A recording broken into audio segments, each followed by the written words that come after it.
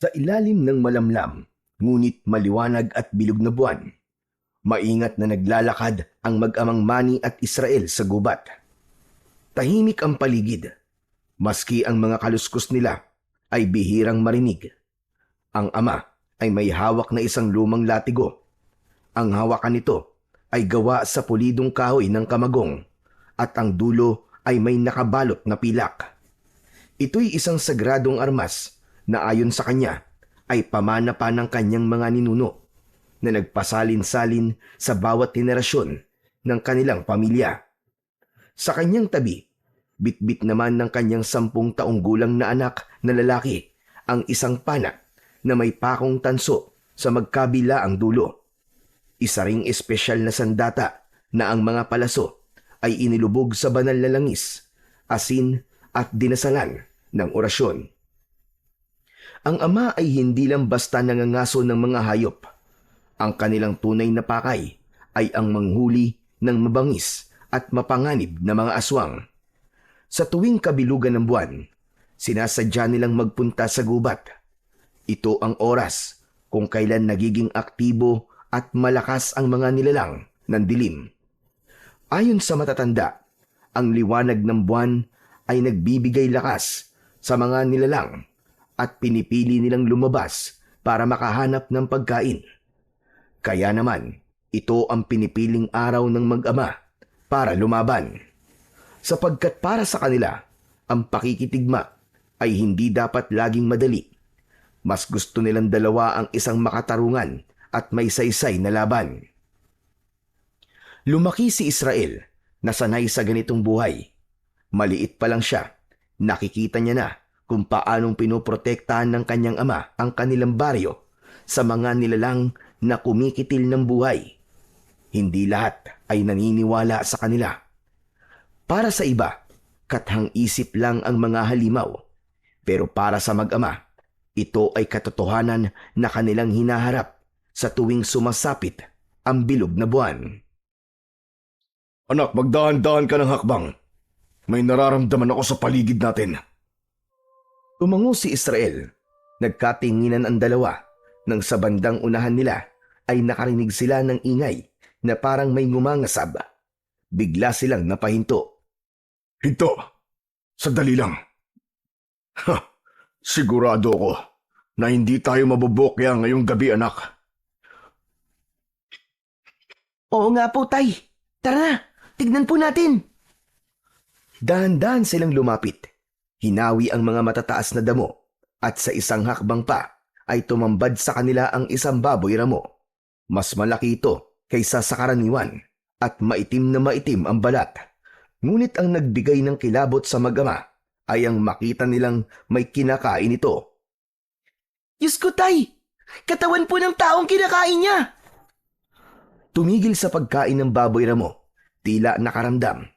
Tumaas ang matutulis nitong mga tenga na parang may pinakikinggan sa paligid. Unti-unti itong tumingin kung saan direksyon sila nagtatago. Ang mga mata nito'y nagbabaga at may tumutulong dugo sa bibig. Biglang sumugod doon ang baboy ramo. Biglang napaatras si Israel, pero ang tatay nito ay hindi natinag. Matapang itong lumabas at hinarap ang hayop. Punyemas kang aswang ka! Dumali ka na naman, ha? Tay, mag-iingat ka! Mabangis ang aswang, ngunit bago pa ito makalapit, naging maagap ang matanda. Agad niyang iwinasiwas sa hangin ang kanyang hawak na latigo. Isang malakas na tunog ang umalingaw-ngaw sa katahimikan ng gubat. Biglang napahinto ang halimaw. Umungol ito na tila nasaktan kahit hindi naman ito tinamaan sa katawan. Mas lalo itong naging mabangis nang makabawi. Galit na galit itong muling sumugod. Ipinalo ulit ni Mang Manny ang latigo sa lupa. Umusok ang lupang tinamaan ng latigo. Ayan, tay! Sige! Nasasaktan siya! Aswang ka! Akala mo makakaligtas ka? Sige, tay! Bigyan mo ng leksyon yan! Oo, anak. Magbabayad kang aswang ka! Muli niyang ipinalo ang latigo sa lupa. Mas malakas. Tumilapo ng aswang at sa pagkakataong yun, ang balat niya sa likod ay biglang nagliyab at nalapnos. Nagpagulong-gulong ito sa lupa at sadyang pinatay ang apoy na unti-unti siyang nilalamon. Nang mamatay ang apoy, ay pinilit nitong tumayo at tangkang tatakas. Tay! Tay! Umaatras yung aswang! Mukhang tatakas pa yata! Ako na pong bahala sa kanya! Lumapit si Israel at agad na iniumang ang pana at pinakawalan ng palaso. Tumama ito sa may bandang tagiliran ng halimaw, pero parang hindi man lang ito nasaktan. Lalo lang itong nagalit at tumakbo papunta sa kanya. Anak! Dumapa ka! Agad na dumapa ang bata. Saktong iwinasiwas ang latigo sa ibabaw niya at tumama sa aswang. Isang malakas na sigaw ng matinding sakit ang kumawala dito. Hindi na ito makagalaw. Kitang-kita ni Israel na may gumagapang na maliwanag na likido sa katawan ng aswang. At habang kumakalat ito, unti-unti itong nanghina, nangisay hanggang sa mawalan na ng buhay. Unti-unti na rin itong kinain ng apoy. Ayos! Ang galing mo talaga, Tay! Sana maging kagaya niyo rin ako paglaki ko. Tahimik na ngumiti ang lalaki habang pinagmamasdan ang nasusunog na bangkay ng aswang. Ang liwanag naman na mula sa apoy ang nagbigay liwanag para makita ang muka ng aswang. Darating ang araw, anak. Basta palagi ka lang makikinig sa akin. Tay, salamat po ah. Tinuruan niyo po ako kung paano maging matapang. At tinuruan niyo po ako kung paano lumaban. Paglaki ko, talaga magiging tulad ko rin kayo. Walang inuurungan. Palaging nakaandang ipagtanggol ang iba. Hindi mo naman kailangan lumaki, anak, para magawa yon. Kaya mo na, anak. Naniniwala ako sa'yo. Konting practice na lang sa paggamit mo ng pana. At saka nga pala, itong latigo. Malapit ko nang ipamana to sa'yo. Maaari mo na itong gamitin sa pagpuksa sa mga aswang. Po, ibibigay niyo na po sa akin ang makapangyarihang latigo na yan? Bakit, Tay? Magre-retiro ka na po ba? Retiro? Hindi, anak. Pero syempre naisip ko lang na dapat ay maihanda na kita na maaga para kung sakali mang hindi ko na magampanan ng tungkulin ko, panatag na ako may papalit sa akin. Eh, bakit naman po? Hindi niyo na po magagampanan. Ang lakas-lakas niyo pa naman po ah. Saka, hindi naman po kayo mawawala, di ba? Siguro may balak lang po kayong puntahan, no? Wala naman. Pero alam mo kasi, anak, hindi sa lahat ng oras kasama mo ko. Dapat talaga na masanay na kita para kahit dumating na ang araw na wala na ako sa tabi mo, alam mo pa rin kung paano mo ipagtatanggol ang sarili mo. Ang kuya mo at ang buong baryo laban sa panganib na dala ng mga aswang. Kayang-kaya ko na po sila, Tay. Huwag po kayong mag-alala. Alam kong kaya mo, anak. Kaso, yung mga nakalaban natin, mga pangkaraniwang aswang lang sila. May mas nakahihigit sa kanila na ibang uri ng mga aswang. At yun ang dapat mong paghandaan. Talaga po? Meron pa pong mas makapangyarihan pang aswang? Oo naman. Teka. Tignan na nga muna natin tong kawawang bangkay kung sino siya. Lumapit ang mag-ama sa dugo ang bangkay na kanina lamang ay nilalapa ng aswang. Nang makalapit sila, agad itong nakilala ni Mang Manny. Teka. Kung di ako nagkakamali, si Hilario to. Ano po? Si Mang Hilario? Yung mga ngahoy po? Hala! Bakit? Malamang ay inabot na naman to ng gabi sa pangunguha ng kahoy dito sa gubat. Ilang beses ko na kasi siyang pinagsabihan na wag na magpapagabi dito lalo na kapag bilog ang buwan. Pero yan, matigas ang ulo nilapa tuloy ng aswang. Sayang, kung medyo napaagalan po sana tayo ng dating dito, Tay. Baka naligtas po natin siya. Kawawa naman si Mang Hilario. Huwag ka nang malungkot, anak. Hindi natin mababantayan ang lahat. Ang kaya lang natin, magbawas ng mga nilalang na masama. Dahil ang bawat mapapatay nating mga aswang, maraming buhay ang maaari nating mailigtas. Sa sinabing yon ng kanyang ama, mas lalo nang naunawaan ng bata ang kahulugan ng ginagawa nila. Hindi lang yun basta pakikipaglaban, kundi tungkol din sa pagliligtas at pagprotekta sa kanilang mga kababaryo. Matapos ang ilang sandali, nagpahinga ang mag-ama sa ilalim ng matandang puno ng balete. Hiningal si Mang Manny. Hawak pa rin ang latigo sa kanyang isang kamay. Anak, punasan mo nga ng pawis si tatay. Opo, sige po. Agad na lumapit si Israel. Inilabas niya ang kanyang maliit na panyo at pinunasan ang noo at leeg ng kanyang ama. Napansin niya ang bahagyang panginginig ng balikat nito. Tay, ayos lang po ba kayo? Gusto niyo po ba ng tubig? Ayos lang ako, anak. Medyo napagod lang ako kanina. Napagod? Bakit naman po kayo mapapagod? Hindi naman po kayo dating ganyan ah. Mas mabangis pa nga po yung nakakalaban natin noong mga nakaraang araw Pero parang baliwala lang po sa inyo yung pagod. Pero bakit ngayon? Parang... Ganito talaga, anak. May mga pagkakataong humihina rin ang espiritual na lakas ng isang antingero. Kung minsan pa nga, sa tuwing ginagamit ang mutya, nakakakuha ito ng enerhiya mula sa tao. Kaya yan, mabilis ako napagod. Pero di ba tay, sanay na po kayo sa pakikipaglaban? Bakit ka naman po manghihina? Oo, anak. Sanay nga ako sa pakikipaglaban. Pero hindi ibig sabihin nun, hindi na ako mapapagod. Basta anak, mauunawaan mo din kung bakit ako ganito. Mahirap po sigurong ipaliwanag, no? Tay, pwede niyo po ba akong kwentuhan tungkol po sa hawak niyo pong latigo? Ito ba latigo ng ahas? Opo, tay. Bilib na bilib po talaga ako sa latigo niyo, tay. Napakalakas niya pong sandata. Mantakin niyo po, kahit hindi pa tumatama, nasasaktan na po agad yung kalaban yung aswang.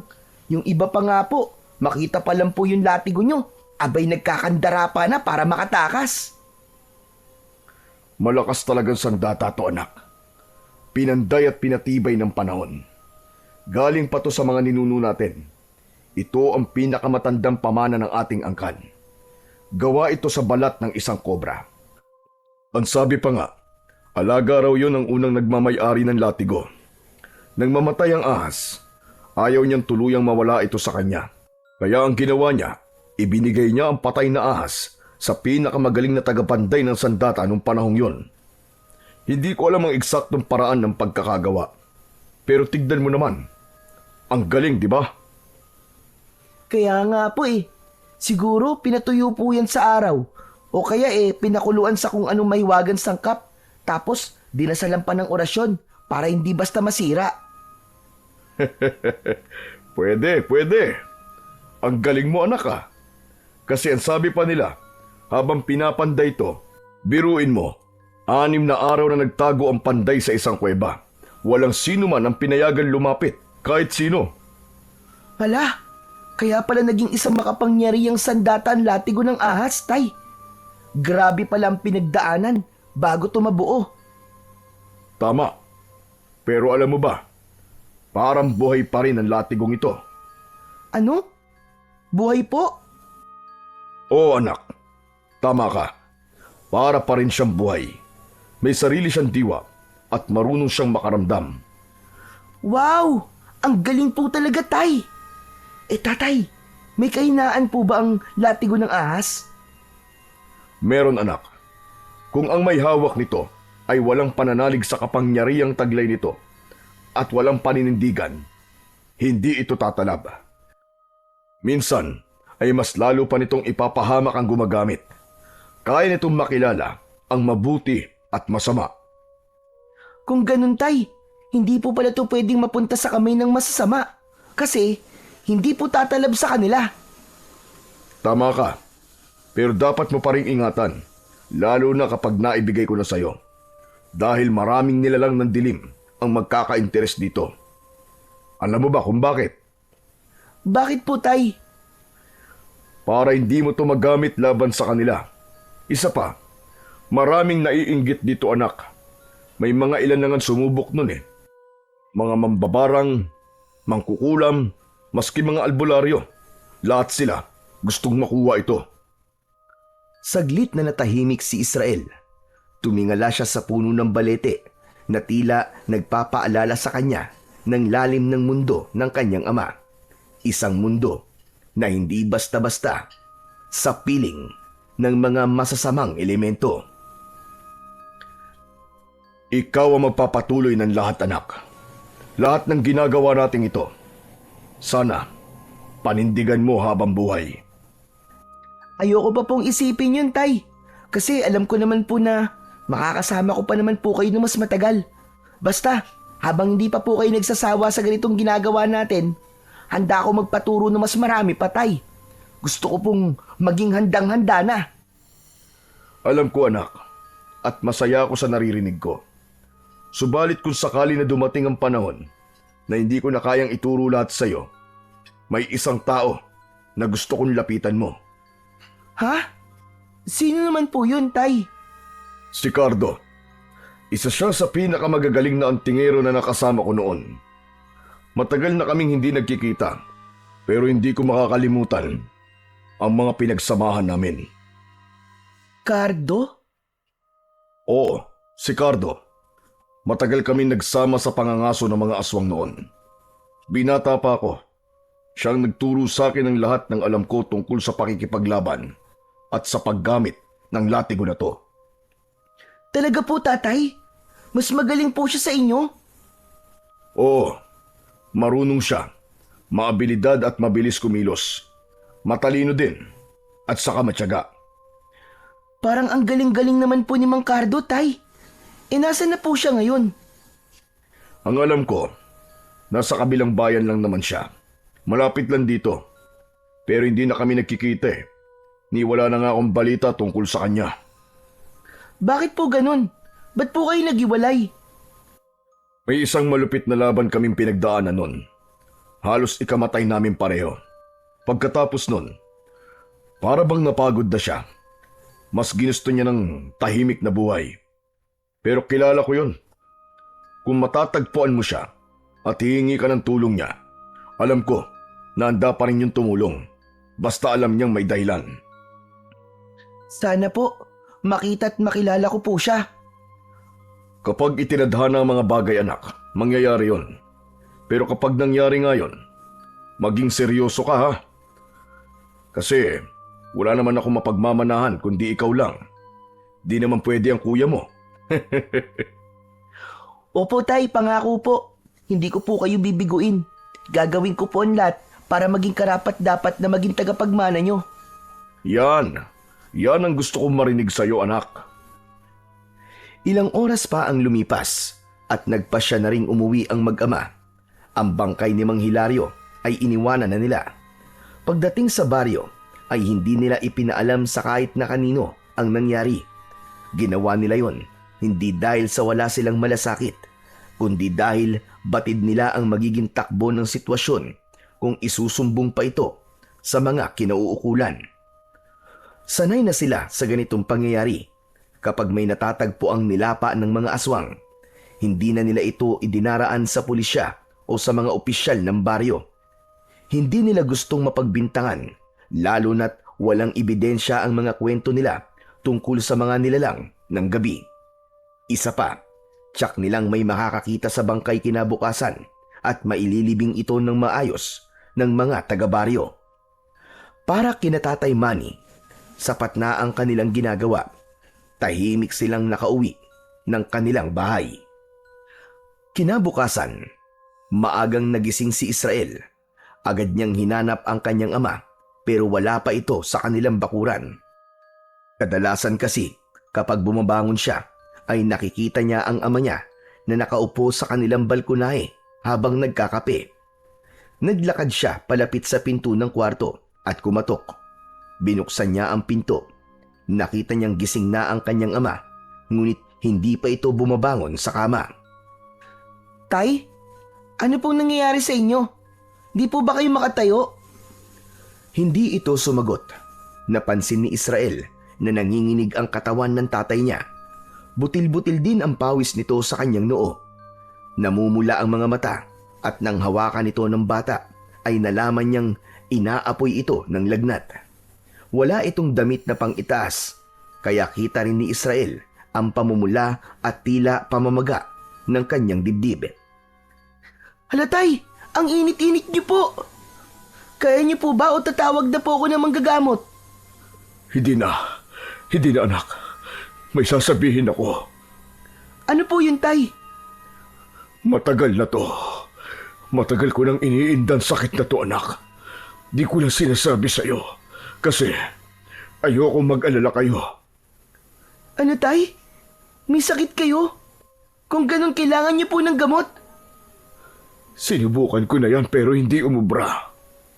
Walang nuna sa sakit ko, anak. Napatingin sa mga mata ng ama si Israel. Unti-unting namuo ang luha sa kanyang mga mata. Pero pinipigilan niya itong pumatak. Hindi dahil sa hindi siya nasasaktan sa nakikitang kalagayan ng ama, kundi alam niya na sa oras na yon ay kailangan niyang maging matatag. Ramdam ko na, anak.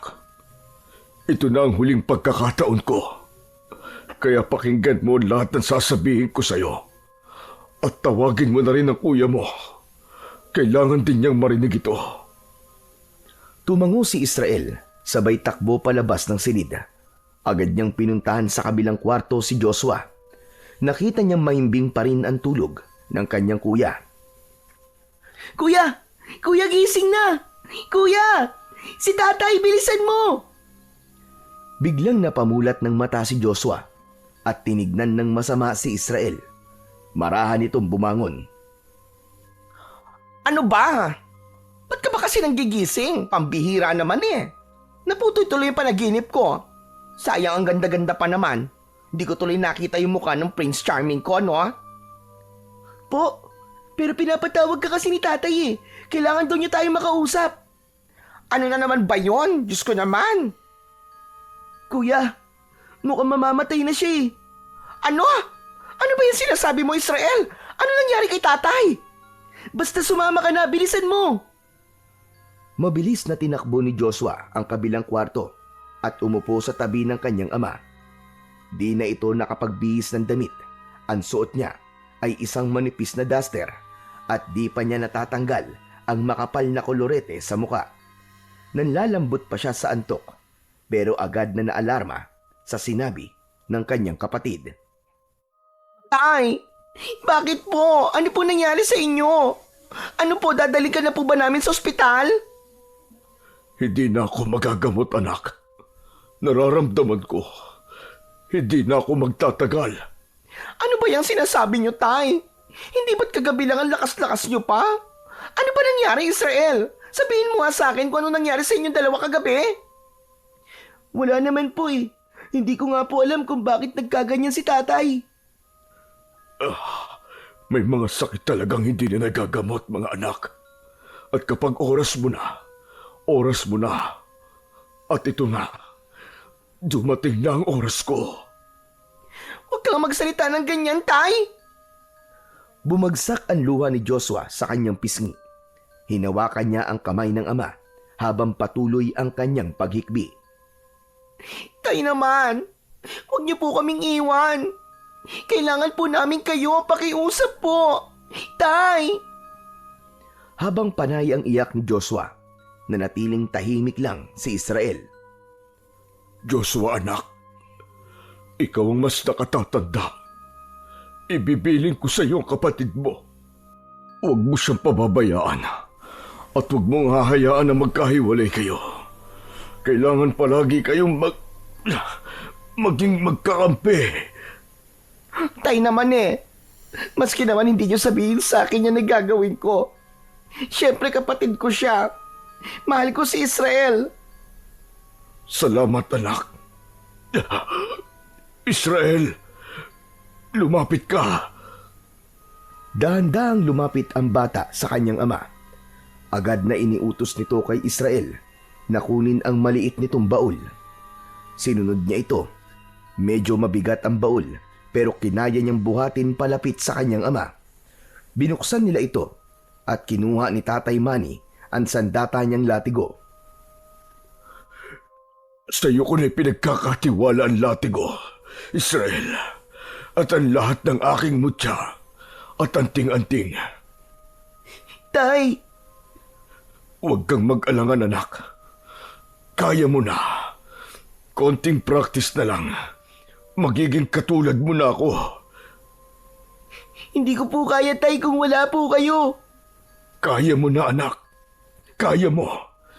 Sa murang edad mo, nakita ko na yung tapang mo na hindi matutumbasan. Mangako ka sa akin, anak.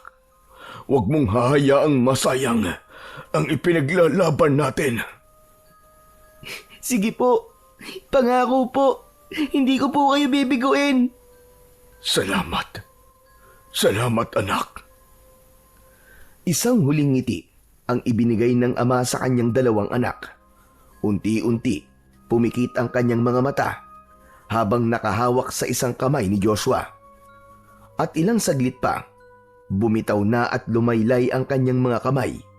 Huminto na rin ang kanyang paghinga. Hindi! Tay! Tatay! Tatay! Malakas na palahaw ng iyak ang pinakawala ni Joshua.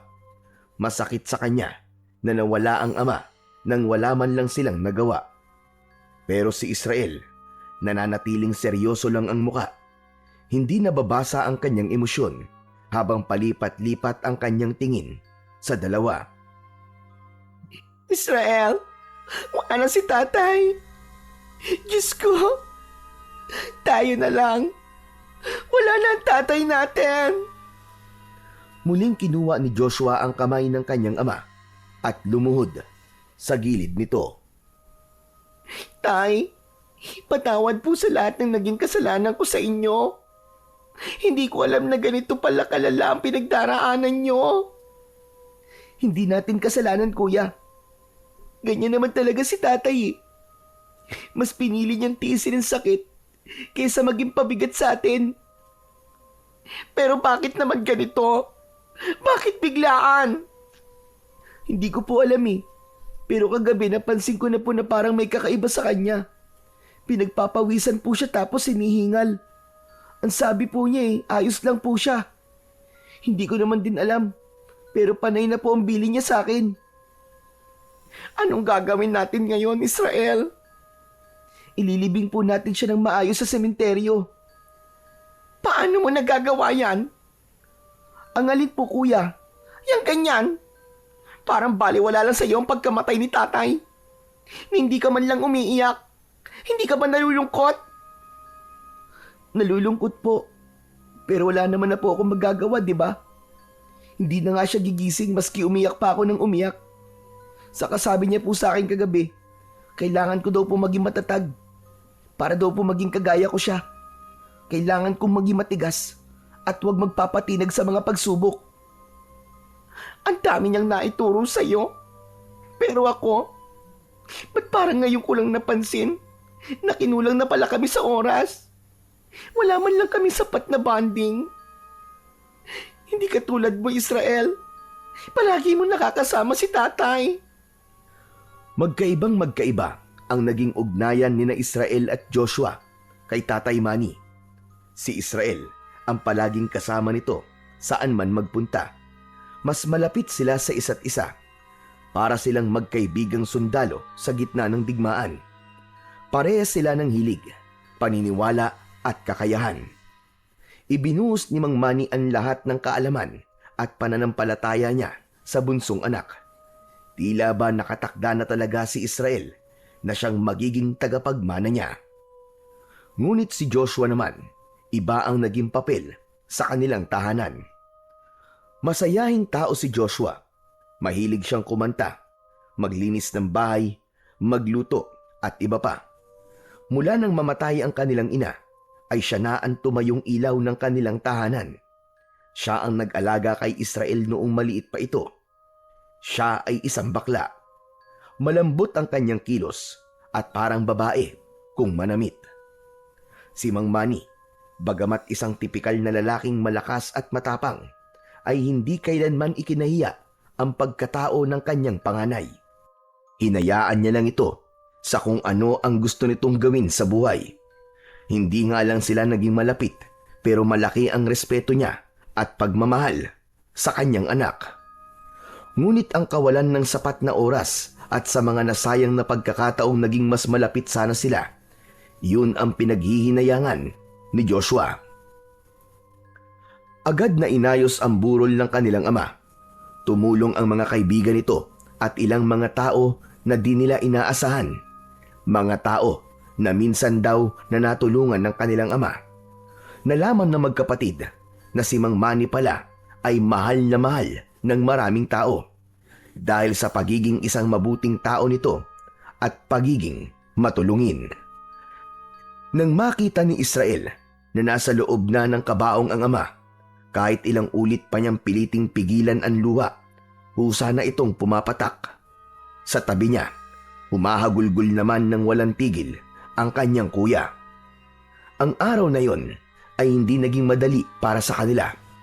Parehas na di pa rin makapaniwala ang dalawa sa isang iglap ay nanakawin ng kamatayan ang buhay ng kanilang ama.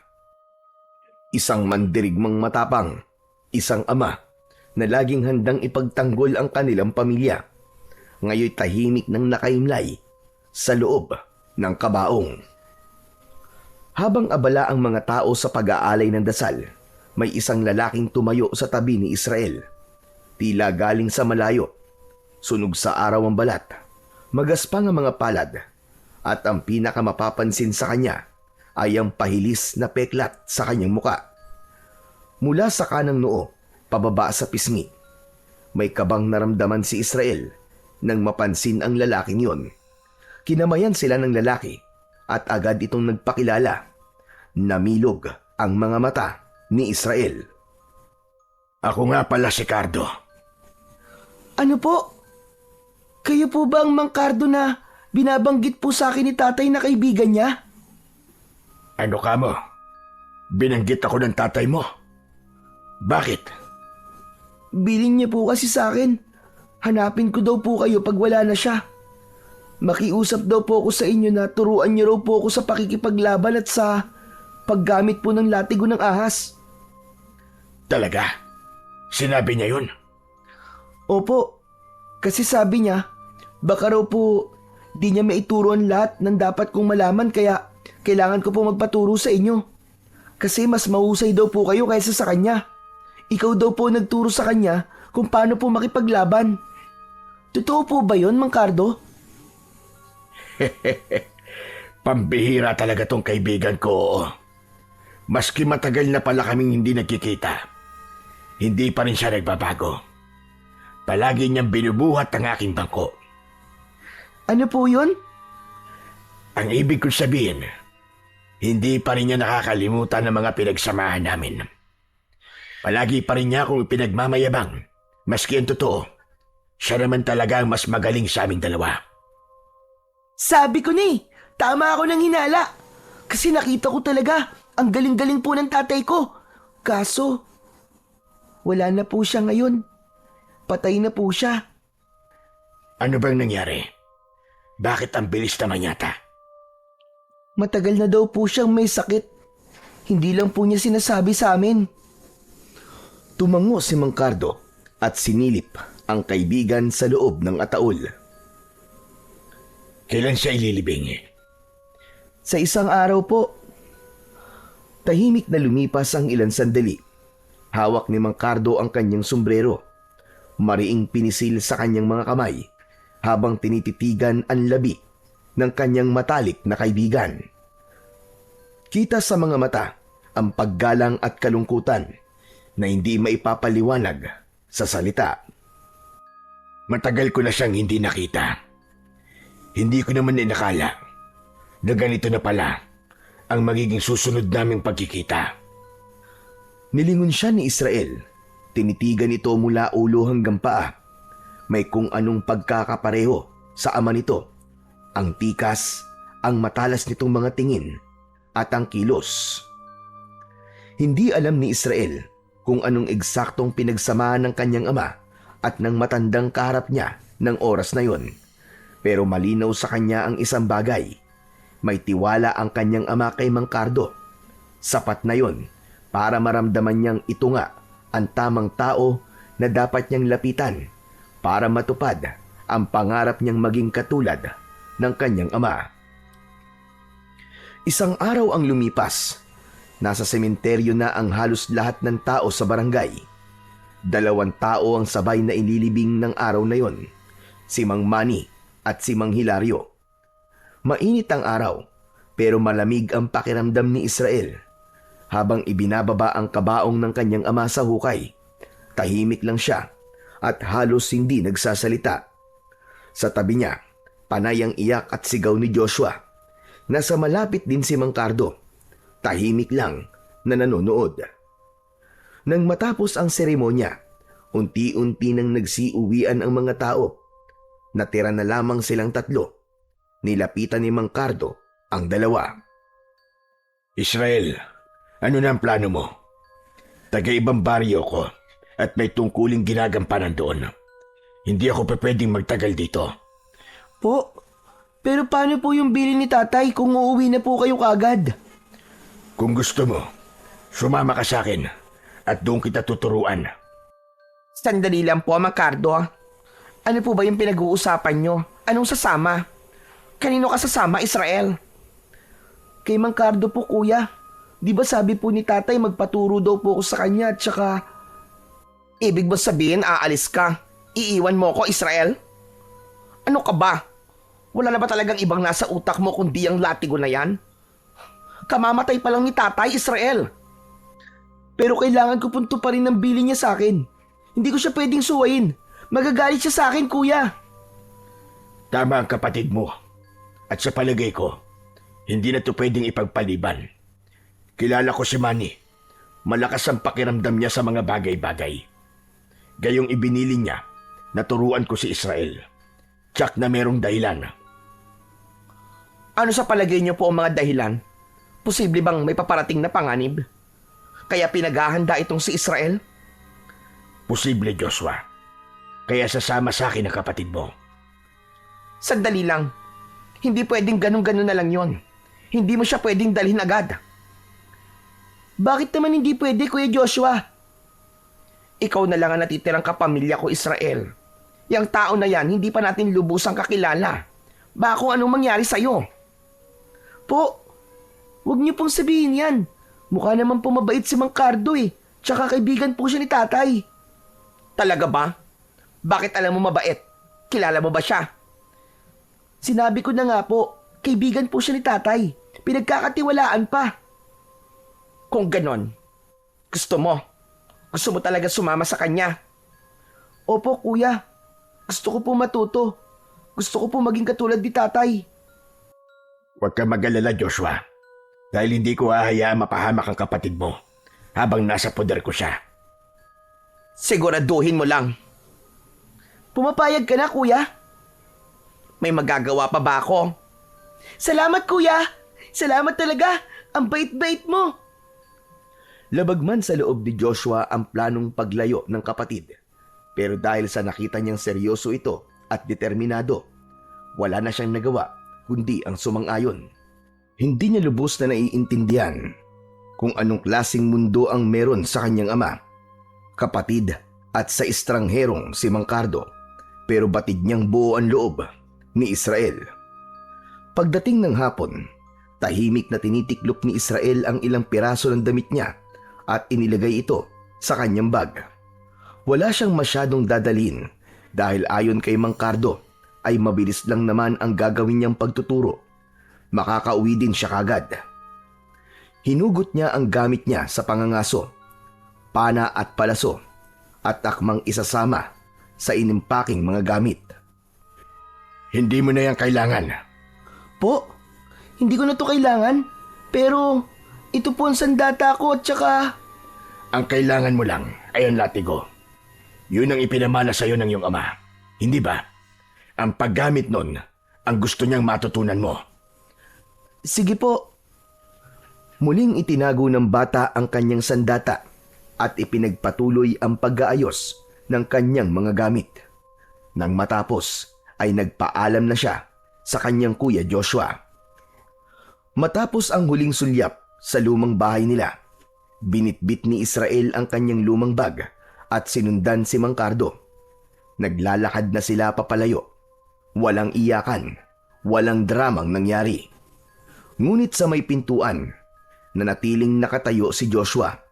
Nakatuon ang tingin niya sa papalayong kapatid. Hindi niya maipaliwanag ang lungkot na nararamdaman ng mga oras na yon. Para siyang naiwan sa isang eksenang wala siyang kontrol na hindi niya pwedeng baguhin. Tila naramdaman niyang para na siyang naging estatwang walang silbi. Sinubukan niyang intindihin ang nangyayari, pero ang kirot hindi nawawala. Nangungulila siya hindi lang sa amang nawala, kundi maging sa kapatid na piniling lumayo. Natatakot siya na baka hindi na niya muli pang makita ang kanyang kapatid. Takot din siyang baka bigla itong magbago, makalimot o tuluyan na siyang iwanang mag-isa. Dahil alam niya na hindi siya bahagi ng mundong papasukin ni Israel. Nang wala na sa paningin niya ang kapatid, tumalikod siya at dahan-dahang pumasok sa bahay ng tahimik. Samantala, pagdating nila sa baryo kung saan nakatira si Mang Cardo, agad silang sinalubong ng mga tao. May halong tuwa at lungkot ang mukha ng mga ito nang makita ang lalaki. Ba, mabuti na lamang at dumating ka na, Mang Cardo. Bakit? May nangyari bang masama habang wala ko rito? Opo, marami pong nawala ng mga alagang hayop, mga kambing, aso, pati manok. Wala silang patawad. Ano ka mo? Abay 2 gabi lang ako nawala. Sumalakay na naman ng mga loko. Hindi na talaga nagtatanda mga yon. Ang kakapal ng muka. Kaya nga po Mang Cardo, tulungan niyo po kami. Sana po, mapuksa niyo na po mga hayop na aswang na yun. Pero wisyo po sila sa kabuhayan. Kawawa po mga tao.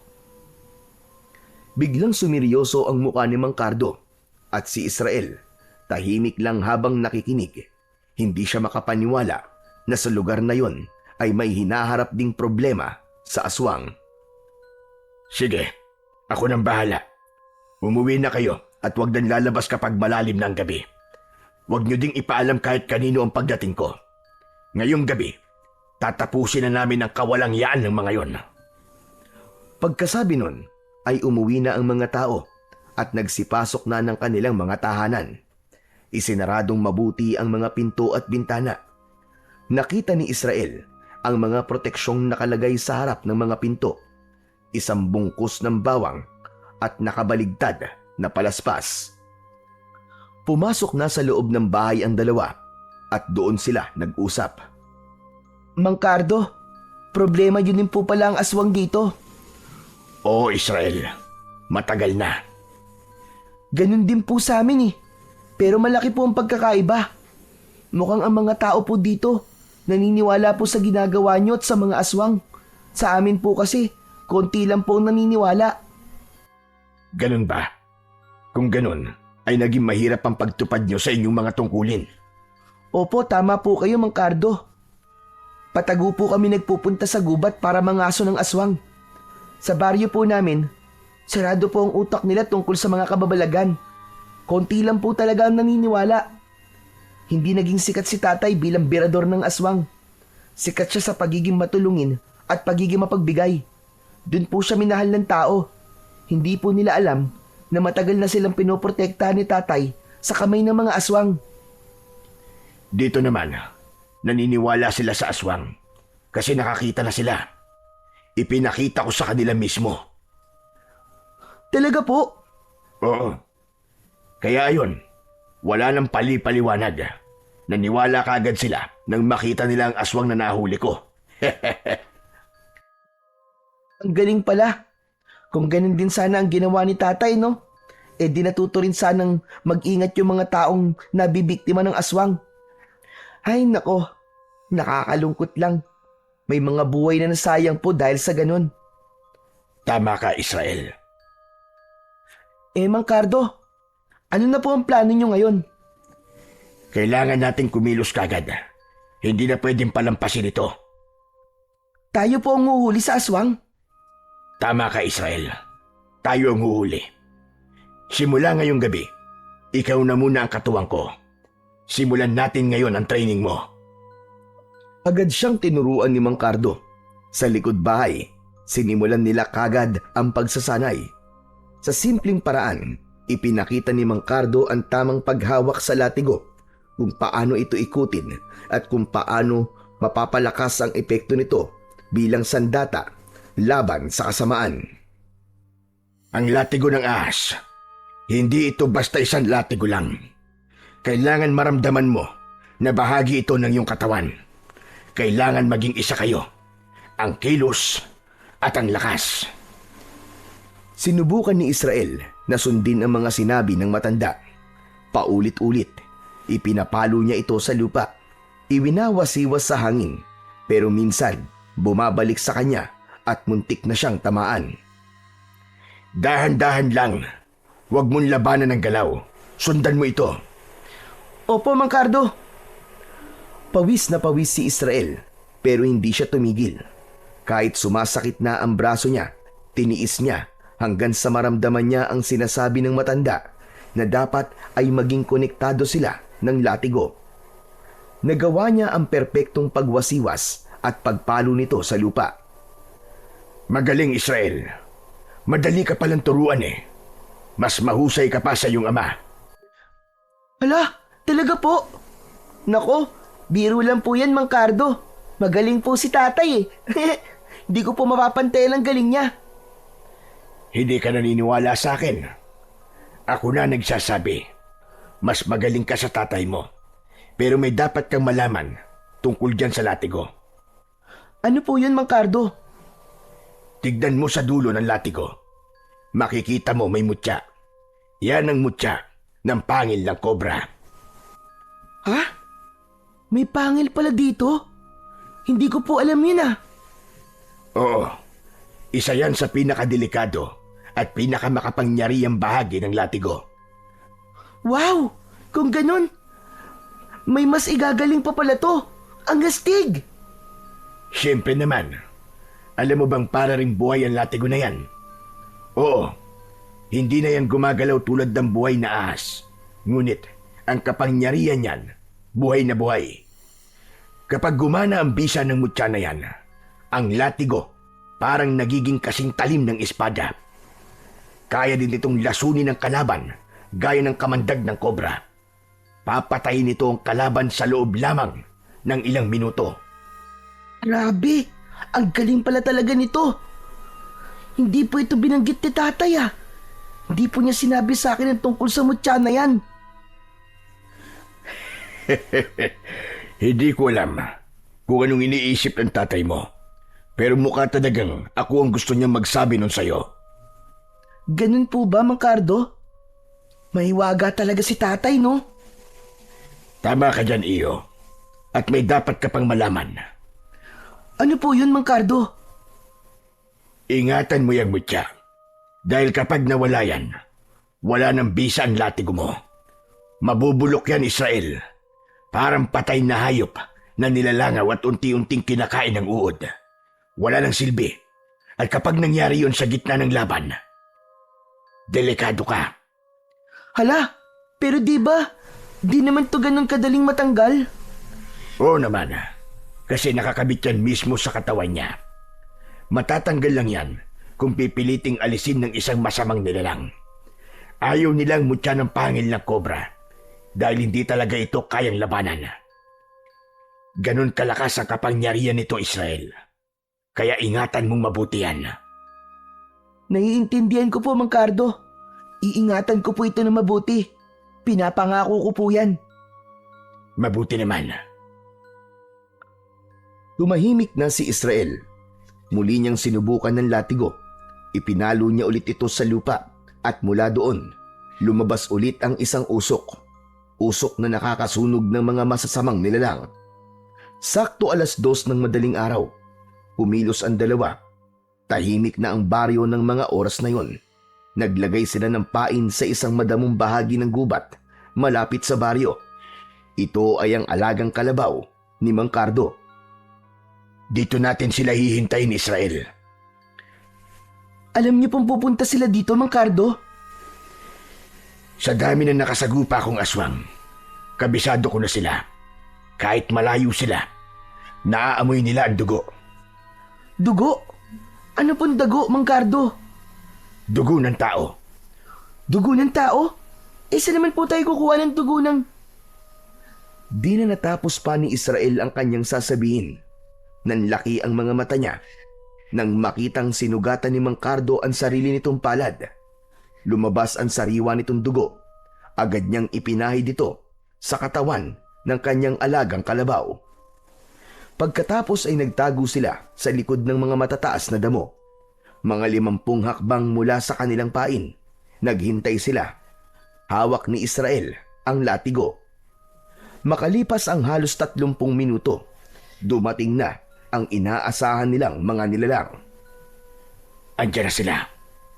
Nandiyan na ang mga aswang. Pinagmasdan ni Israel ang mga aswang na paparating. Ang una ay payat, mahaba ang leeg at may matutulis na kuko na animo ay tari ng manok. Ang isa naman ay mas malaki, pero parehas lang sila ng itsura ng nauna. Parang tao, pero nakakatakot at bahagyang nakayuko. Israel, maganda ka. Dahil ikaw ang haharap sa kanila. Po! Ako po! Ngayon na! Agad-agad! Sigurado po ba kayo, Mang Cardo? Oo. Sa'yo na ang laban na ito, iyo. Bahagi na ito ng iyong pagsasanay. Huminga ng malalim si Israel. Lumabas siya sa kanyang pinagtataguan at mabilis na lumapit sa mga aswang. Bigla niyang inihampas ang latigo sa lupa. Narinig ang malakas na pagtama nito. Napaatras ang isang aswang, ngunit ang isa ay nagwala at sumugod. Israel, maganda ka! Muling ipinalo ng bata ang latigo sa lupa at katulad ng inaasahan, nasaktan ang mga aswang. Sige, ganyan nga Israel. Magaling bata. Sige, sige pa! Nang marinig ito ni Israel, natuwa siya ng sobra at nawala sa konsentrasyon. Napatingin siya kay Mang Cardo na nagtataas ng kamao. Ngunit sa hindi inaasahan, biglang nakabawi ang isang aswang. Bigla nitong sinunggaban ng bata. Nakalmot ang kanyang braso. Aray! Tinamaan ako! Israel! Agad siyang tinulungan ni Mang Cardo. Tumalo nito at sinalubong ng suntok at sipa ang aswang na umatake at nanakit sa bata. Halos mapasubsob ang aswang sa lupa. Ang isa pang aswang ay sinubukan ding umatake, pero nahawakan ito ni Mang Cardo sa leeg at ibinalibag. Tumama ito sa puno. Napatulala si Israel sa kanyang nakita. Hindi siya makapaniwala sa lakas ni Mang Cardo. Ngayon na Israel! Gawin mo na! Nang marinig yun, muling tumayo si Israel. Pinunasan ng sugat at muling hinawakan ng mahigpit ang latigo ng ahas.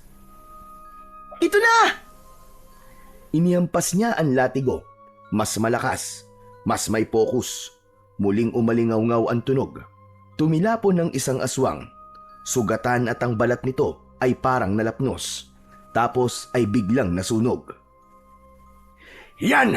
Magaling Israel! Ganyan nga! Lumapit ang isa pang aswang. Mabilis at galit na galit. Inikot ni Israel ang latigo. Saktong tamang-tama sa tiyempo. Hinampas niya ito ng buong lakas. Tumama ito diretso sa leeg ng aswang. Nakita niya na tila nagbaga ang latigo. At sa isang iglap, gumulong ang ulo nito sa lupa. Napatigil si Israel. Namangha siya at hindi halos makapaniwala sa kanyang ginawa. Magaling iyo! Yan! Yan ang gamit ng latigo! Kaya ko pala talaga, Mang Cardo! Kaya ko pala talaga! Kaya mo kung maniniwala ka sa iyong sarili. Napagtagumpayan ni Israel ang unang pagsubok sa kanya ni Mang Cardo at masayang masaya siya sa gabing yon. Kinabukasan, naging masinsinan ang kanilang pagsasanay. Hindi na nagsayang ng oras pa si Mang Cardo. Dahil hindi lang ang tungkol sa latigo ang ituturo niya sa bata. Kailangan niyang mapalakas ito para magamit ang pisikal na lakas kapag lumalaban. Gayon din ang espiritual na kakayahan ni Israel. Tinuruan niya ito ng mga mahalagang orasyon. Pinagbubuhat niya araw-araw ng mabibigat na troso ang bata. Pinatatakbo paakyat sa burol at pinapapasan ng sako-sakong buhangin. Sa halos buong linggo na yon ay halos bumigay ang katawan ng bata sa hirap pero hindi siya sumuko. Determinado siya at labis niyang pinagkakatiwalaan ang kaibigan ng kanyang ama. Tama yan, Israel. Huwag ka sumuko. Hindi ka pwedeng mapagod kagad. Ang kalaban natin iba-iba. Kaya kailangan nating mas maging matatag palagi. Opo, huwag po kayong mag-alala, Mang Cardo. Kaya ko po. At sa loob ng halos 4 na linggo, naging kapansin-pansin na ang pagbabago kay Israel. Hindi na siya madaling hingalin. Ang mga braso niya mas matigas na. Ang katawan niya ay tila naging bato-bato at ang loob niya hindi na madaling matinag. Isang hapon, matapos ang huling pagsasanay, lumapit si Mang Cardo. Tinapik niya ito sa balikat at tumango. Handa ka na, Israel. Handa ka na. Mang Cardo, sigurado po kayo? Oo naman. Malaki nang ipinagbago mo, Israel. Pero sandali lang pala. May ibibigay pa pala ako sa'yo. Ano po yun, Mang Cardo? Mula sa kanyang baul ay may inilabas si Mang Cardo na isang bagay. Nagulat siya nang makita ito. Bakit? Paanong? Huwag ka nang magulat. Saka ko na lamang sasabihin sa'yo kung bakit meron ako niyan. Basta sa'yo na yan. Tiwala ko na magagamit mo yan. Tumango ang bata. Tinanggap niya ang bagay na yon at inilagay sa isang supot. Itinago niya sa kanyang bag. Tapos na ang kanilang pagsasanay. Inihanda na ng bata ang kanyang mga gamit para sa kanyang pag-uwi. Inihatid siya ng lalaki hanggang sa may bukana ng baryo nila Israel.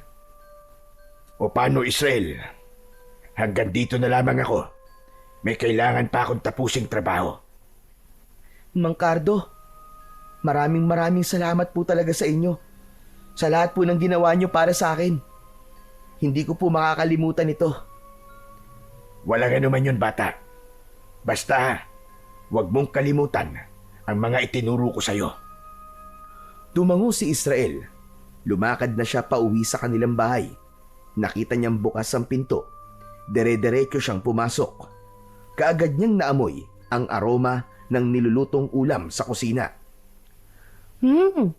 Ang bango! Parang tinolang manok yun ah! Nagulat si Joshua nang marinig ang boses ng kanyang kapatid.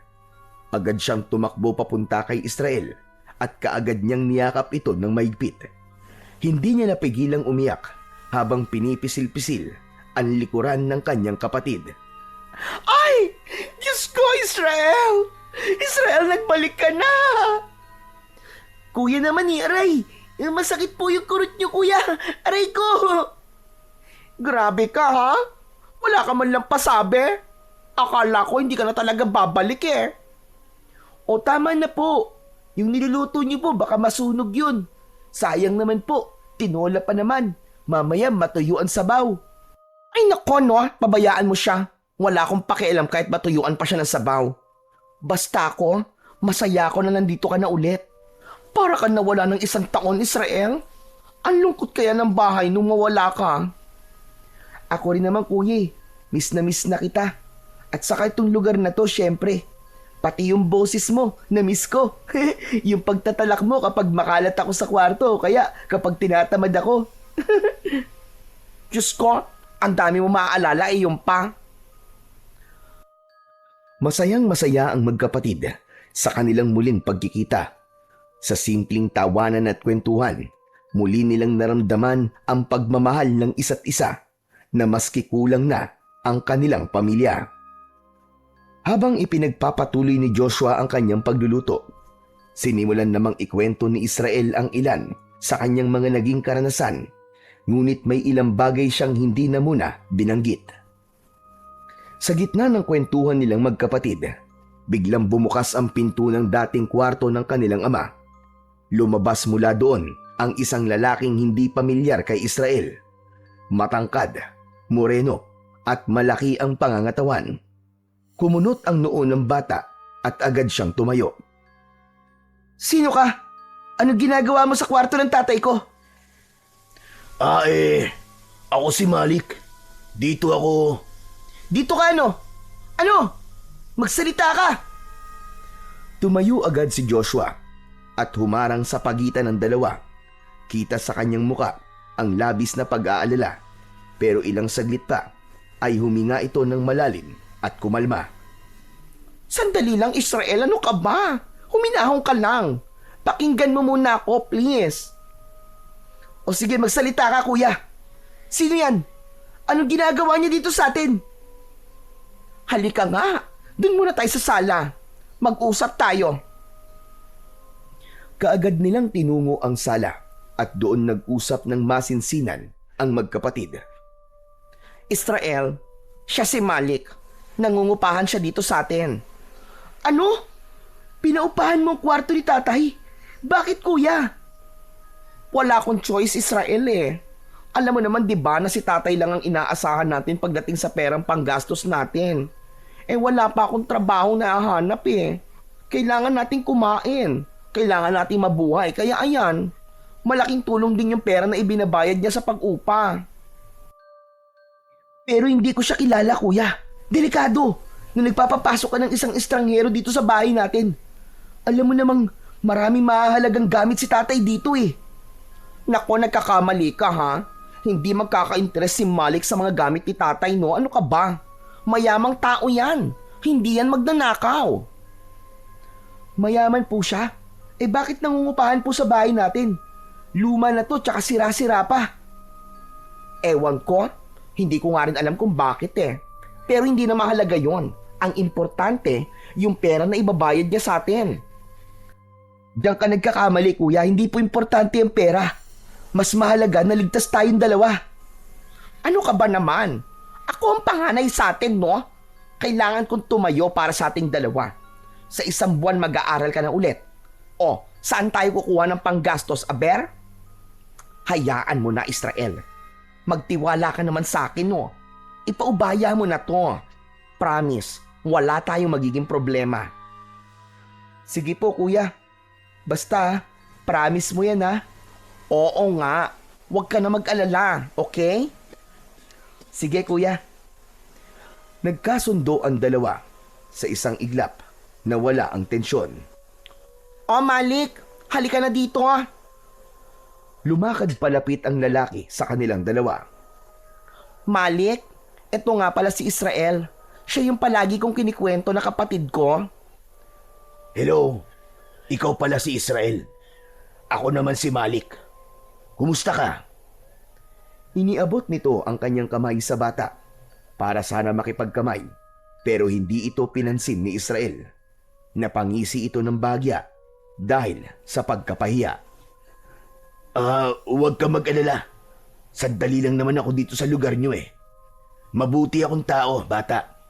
Wala kang dapat na ipag-alala sa akin. Okay, sige. Sinabi mo eh. Pero, pasensya ka na lang din sa inasal ko ah. Medyo nagulat lang talaga ako. Muling bumalik sa normal ang paligid.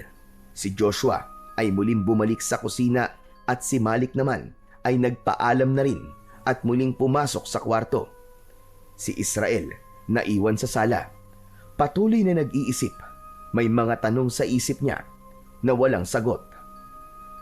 Ilang sandali pa, tinawag na siya ni Joshua. Sabay na silang kumain. Hindi ba sumasabay sa pagkain yung bisita, kuya? Nako, hindi no. Huwag mo nang intindihin yon. Ganyan naman talaga yan. Sa umaga tulog na tulog, hindi kumakain. Pero sa gabi, lumalabas siya. Ano, kuya? Lumalabas siya sa gabi? Bakit? Anong ginagawa niya sa labas? Naku, hindi ko alam ano. Hindi ko naman tinatanong. Hindi naman ako chismosa. Pero dapat alam mo pa rin, kuya. Basta, ang alam ko lang, parang may hinahanap siya. Ewan ko naman kung ano. Ganun ba? Oo. Ay, teka. Kalimutan mo na nga yan. Ang mabuti pa kumain ka na lang muna dyan, okay? Huwag mo nang intindihin yung bisita. Kinagabihan, nasa sala si Israel. Nakaupo at maingat na nililinis ang latigong iniwan sa kanya ng kanyang ama. Maya-maya, dumaan si Malik sa harap pero biglang tumigil ito sa kanyang paglalakad. Napansin niya ang ginagawa ng bata. Ang ganda naman ng hawak mo. Ano yan? Napalingon si Israel, saglit lang, tapos bumalik na sa kanyang ginagawa. Latigo ba yan? Mukhang luman-luma na, pero matibay pa rin. Teka, saan ba gawa yan? Parang balat ng ahas ah. Hindi sumagot ang bata. Patuloy lang ito sa pagpupunas. Pinagmasdan lang niya si Malik mula sa gilid ng kanyang mga mata. Bigla itong umupo sa tabi niya. Mas maigi pang tinignan ang latigo. Kita sa mga mata nito ang interes. Grabe, ang ganda talaga niyan ah. Parang balat ng kobra. Wala pa ring sagot mula kay Israel. Tahimik ka. Hindi bale, okay lang yan. Alam mo bang, kolektor ako ng mga kakaibang gamit. Antik, agimat, mga bagay na may kwento. Ganun ang mga hinahanap ko. Ngunit hindi pa rin siya pinapansin ni Israel. Alam mo, kung ibibenta mo yan, bibilhin ko yan. Ha? Hindi ko to binibenta, no? 20,000, ayos na? Hindi ko nga ito binibenta. Grabe ah, marunong ka din palang maglaro no? Siguro, gusto mo pang padagdagan no? Alam mo, rare ang ganyan. Parang may kasama pang agimat. Pwede bang hawakan? Wag niyo pong hawakan.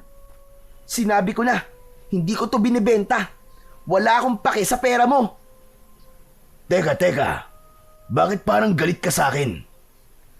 Hindi na ito sinagot ni Israel. May narinig silang papalapit na yabag. Aba? Mukhang masinsinan niyang pag-uusap niyo ah. Ano bang meron? Sinasabi ko lang sa kapatid mo na gusto kong bilhin yung latigo. 100,000 piso. Ano? 100,000 piso? Seryoso ka ba? Oo naman, mukha ba ako nagbibiro? Nanlaki ang mga mata ni Joshua sa labis na pagkamangha. Napatingin ito kay Israel na halatang naiirita na. Oy Israel, narinig mo ba yon? Ano masasabi mo? Malaking halaga yon. Hindi ko naman alam na napakamahal pala ng latigo na yan. Muli, nanahimik si Israel. Umiling lang siya pagkatapos ay tumayo at naglakad palayo. Ngunit may binitiwang huling salita. Hindi ko ibibenta ang pamana sa akin ni tatay. Patuloy na naglakad ang bata. Binuksan niya ang pinto sa kanyang kwarto at pabagsak na isinara nito ang pintuan matapos siyang makapasok. Sa sala, naiwan sina Malik at Joshua. Napapakamot sa batok si Joshua. Malik, pagpasensyaan mo na ang kapatid ko ha? Okay lang.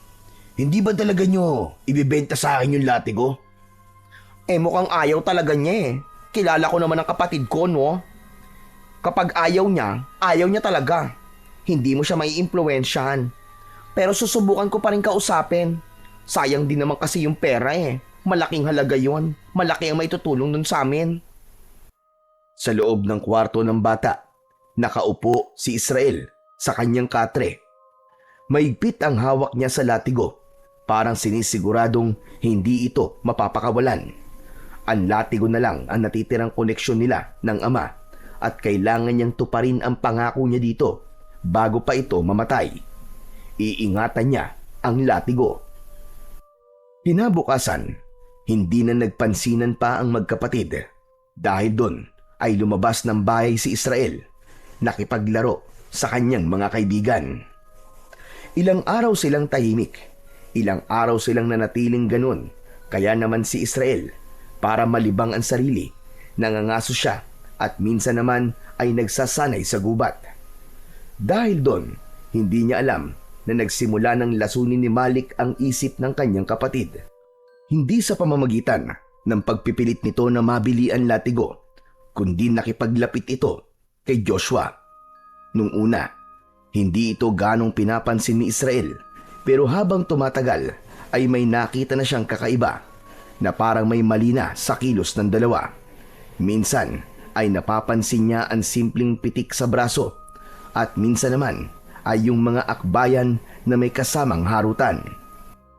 Isang hapon, habang pauwi si Israel galing sa pagsasanay, ay nadatnan niya ang dalawa na nagbibiruan.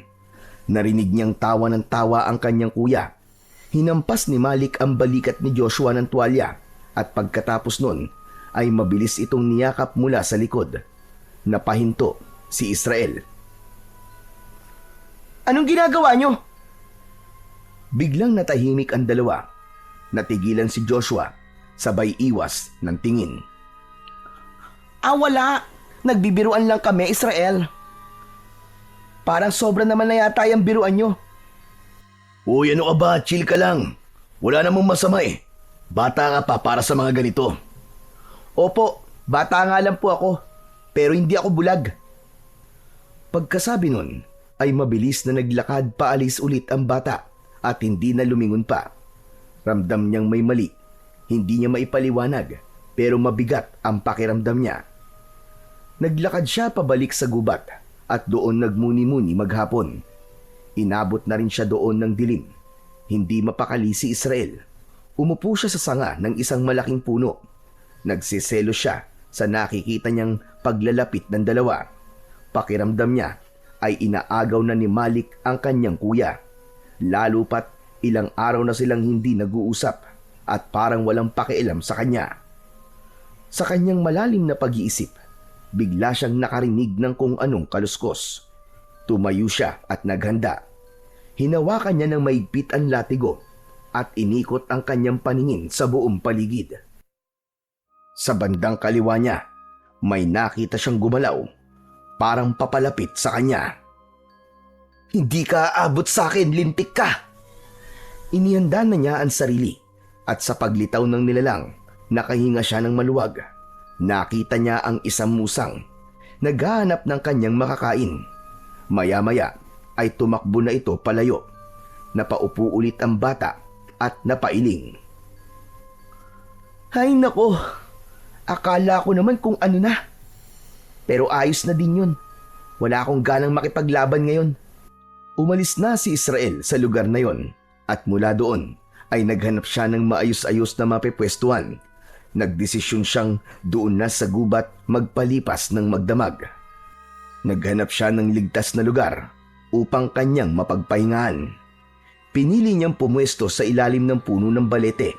Inilatag niya ang kanyang sako at ginawang banig, habang ang bag na palaging hawak ay kanyang ginawang unan. Hay! Ang sarap naman dito. Presko ang hangin at tahimik.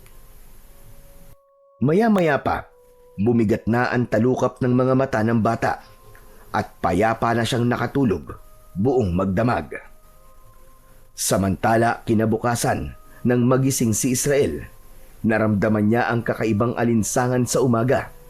Tapos ay amoy malansa ang hangin, masangsang at parang nabubulok na karne. Napaangat ng ulo ang bata mula sa kanyang pagkakahiga. Doon niya malinaw na narinig ang ingay na nagmumula sa mga tao sa baryo. Bigla siyang napabalikwas. Pinakinggan niyang mabuti ang tunog. Nang makumpirmang galing nga sa baryo ang ingay, agad siyang tumakbo palabas ng gubat. Habang papalapit sa baryo, lalo niyang naririnig ang gulo, mga sigawan, iyakan at ang tunog ng maraming yabag ng paa na tila nag-uunahan sa pagtakbo. Kinabahan siya. Hindi ito karaniwang ingay ng mga nag-aaway o may sunog. Isa lang ang nasa isip niya. May trahedyang nangyari. At mas lalo pa siyang kinabahan nang makalabas na siya ng gubat ay napansin niyang papunta sa kanila ang daloy ng mga taong tumatakbo. Bigla siyang binundol ng kaba. Bigla niyang naalala ang kanyang kuya Joshua. Pagdating sa tapat ng kanilang bahay, nakita niya ang maraming tao na nagkukumpulan sa harapan. May mga umiiyak, may ilang nakatakip ang bibig dahil sa gulat. Dahan-dahan siyang lumapit at pinilit na sumiksik sa gitna ng mga tao. Doon niya nakita ang bangkay ng isang lalaking halos hindi na makilala. Wasak ang mukha nito at wakwak ang tiyan. Wala nang lamang loob. Diyos ko po! Sino yan? Mukhang dayo. Hindi ko rin siya kilala. Kuya! Agad niyang niyakap ang kuya niya nang makitang buhay ito. Inakala niya nung una na si Joshua na ang napahamak. Nakahinga siya ng maluwag. Maya-maya pa ay may narinig silang nagsalita at sinasabing aswang ang may gawa ng pagpatay. Sinang-ayunan ito ng iba pang matatanda na nakapaligid kay Israel. Napatango si Israel. Tama nga ang mga naririnig niya. Aswang ang may gawa nun. Isa sa mga nilalang na matagal na nilang sinusugpo ng kanyang ama. Nakaramdam ng konting saya si Israel nang sa wakas ay narinig na niyang may naniniwala na sa mga aswang. Ayos ka lang ba, Israel? Ayos lang po ako, kuya. Sigurado ka? Parang namumutla ka eh. Gusto mo ba? Tara na muna sa bahay. May tubig doon sa kapagkain. Dito na lang po muna ako. Gusto ko lang pong tignan. Umuwi na si Joshua. Samantalang si Israel ay lumapit sa isang lalaki na nakatingin pa rin sa bangkay. Kilala niyo po ba siya? Parang kilala ko siya, iyo eh. Pero hindi lang ako sigurado ah. Ay, oo nga. Apo siya ni Mang Celso. Yung balikbayan. Naalala ko na. May balat yun sa baba eh. Diyan oh, sa ilalim. Nakita ko yan kahapon habang kumakain sa tindahan ni Junjun eh. Diyos ko, siya nga. Kawawa naman. Kaya nga po, kawawa talaga. Ang balita ko eh, matagal nang naninirahan yan sa abroad. Tapos umuwi lang dito sa Pilipinas para magbakasyon. Nako, wala pa halos 24 oras. Ginawa ng hapunan ng aswang. Nanatiling nakatayo si Israel sa tabi ng bangkay. Habang unti-unting nagsisidatingan pa ang mga tao. Dumating na rin ang pamilya ni Mang Celso at kinilala ang bangkay ng biktima. Hindi sila makapaniwala sa sinapit ng binata. Habang pinagmamasdan ni Israel ang dugo ang katawan, ay muling nanumbalik sa isipan ng bata ang mga gabing nangaso sila ng kanyang ama. Naalala din niya ang lahat ng mga sinasabi at bilin nito sa kanya. Naituloy niya ang tungkulin ng kanilang lahi, ang maging protektor at tagapangalaga ng kapayapaan sa baryo. Oras na. Oras na para harapin ko sila. Ano yun? May sinasabi ka ba, bata? Wala po. Pasensya na po. Tumalikod siya at nagsimulang maglakad pauwi. Mabigat ang mga hakbang niya pero diretso ang tingin sa bahay nila. Pagkarating niya ay nakita niya kagad ang kanyang kuya Joshua na malungkot na nakaupo sa duyan sa may balkon. Tila may malalim na iniisip. Nang mapansin siya, agad itong tumayo. Mabuti naman at umuwi ka na. Halika na sa loob, kumain ka na. Sige po kuya, salamat po. Tahimik silang naglakad papunta sa pagkainan. Habang kumakain, napatingin si Israel sa pinto ng kwarto ng ama. Napansin yun ni Joshua. Wala na. Umalis na si Malik. Nag-iwan na lang siya ng sulat. Pasensya na raw. At siya pa naging dahilan ng gulo nating dalawa. Mabuti naman. Siya nga pala kuya. Naawa ako dun sa lalaki kanina. Grabe talaga yung itsura. Sigurado ako. Mabangis na aswang ang may gawa nun. Ang hinala ko, meron na namang namumugad na aswang dito sa atin. Ano ka ba? Hindi na bago yan, Israel. Simula nung umalis ka para mag-ensayo, halos araw-araw may namamatay. Minsan hayop, minsan tao. may nakikitang bangkay sa ilog, sa kalsada, sa tabing gubat. Pero madalas ay mga taga-ibang lugar ang natatagpuan dito. Parang ginawa ng tapunan ng mga bangkay ang baryo natin. Biglang napatingin si Israel sa sahig. Tila pinoproseso ang kanyang narinig. Si Malik, gaano po siya katagal dito sa baryo? Si Malik? Halos mag-iisang buwan na rin. Bakit mo naman natanong? Kasi po, hindi naman talaga natin siya kilala, di ba? O kung saan siya galing. Iniisip ko kasi na baka siya yung... Hoy, ano ka? Huwag kang ganyan ha. Mabait yung tao. Saka kung sinasabi mo na aswang siya, hindi no, imposible yun. Kasi kung talagang aswang yung tao, di sana patay na ako.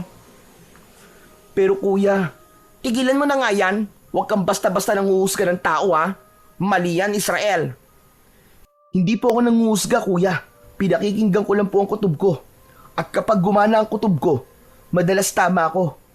Saka kuya, palaging bilin sa atin ni tatay na huwag magtitiwala sa kahit na sino. Alam ko yon, pero hindi naman pwedeng ganyan ano. Hindi lahat ng tao ay dapat pagbintangan kaagad. Paano kung hindi nga siya inosente? Paano kung habang ipinagtatanggol mo siya, may ibang tao mapapahamak?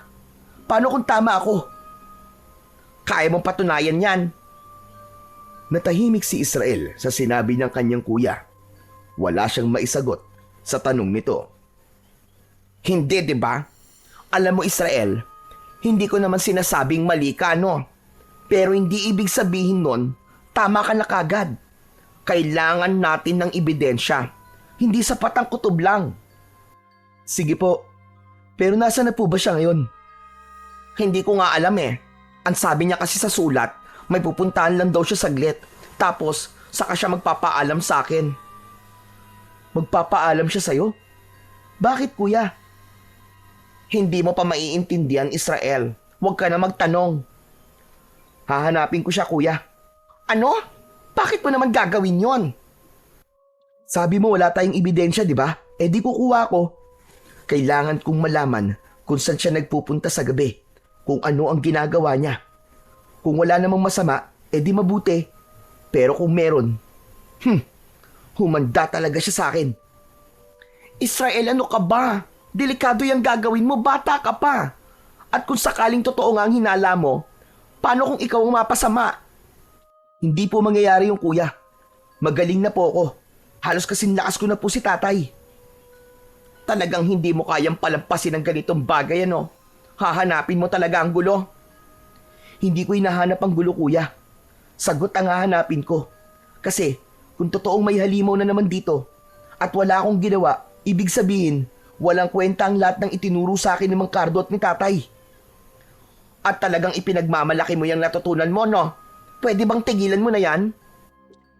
Po, hindi pwede, kuya. Hindi ako pwedeng tumigil. Para kay tatay to.